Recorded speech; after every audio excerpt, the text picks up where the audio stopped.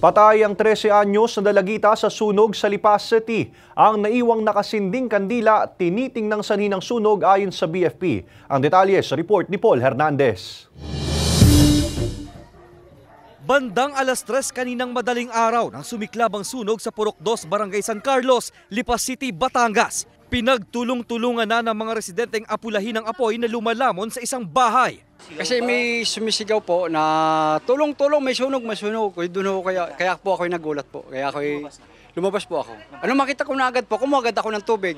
Maraming mapapahamak. Kaya Inapula agad namin ang apoy. Batay sa investigasyon, sa isang kwarto nagsimula ang apoy. Hinihinalang na iwang nakasinding kandila ang sanhi ng sunog. Ito kasing bahay na to ay naputulan ng ilaw.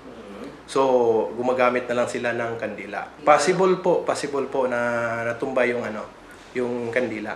Patay sa insidente ang isang 13 anyos na dalagita na natutulog sa kwarto. Posible raw na nasuffocate ang biktima sa kwarto dahil sa kapal ng usok. Before na naganap yung sunog, ay yung nanay ay umalis kasi bumili ng tinapay.